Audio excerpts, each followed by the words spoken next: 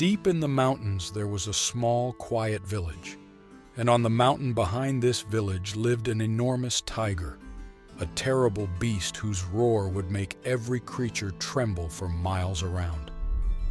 One snowy winter evening, the tiger was hungry, and he crept down into the village to get something to eat. By and by, the tiger came to a house and paused outside the window where a baby was crying inside. "Ang, ang, ang!" The child sounded exhausted, as if he had been crying for a long time, and yet he went on and on without pause. "What an annoying brat," thought the tiger. "By eating him, I'll put an end to this racket." He had a quick peek into the room, and he was just about to leap inside when he heard the baby's mother.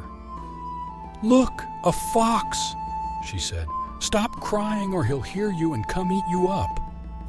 The baby was hardly distracted. He cried just as loudly. The mother tried to comfort the child, then to cajole him, but he would not stop. So she tried again. "Look, it's a bear! He's opening his huge jaws to eat you up!" But the baby wasn't frightened at all. He kept right on crying without even the smallest interruption.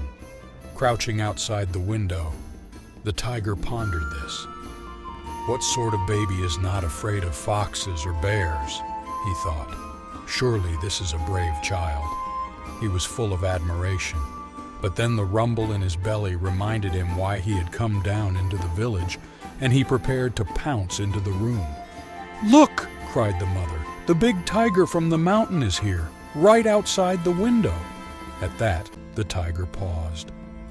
"Let's see how terrified he is before I eat him," he thought, and he peeked into the room to gloat. But the baby was still crying without the slightest sign of fear.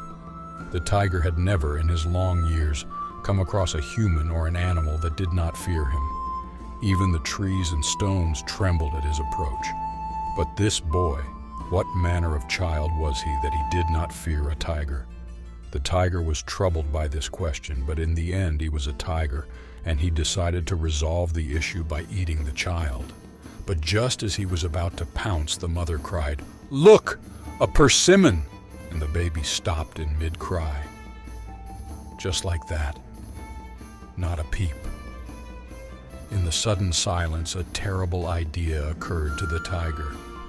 A persimmon, he thought, more fearsome than a fox or a bear, even more terrible than me. What a horrible monster it must be. He quickly glanced left and right, his heart pounding with fear. "I'm done for if the persimmon sees me," he thought, and in a single leap he left the village and ran away back up into the mountain,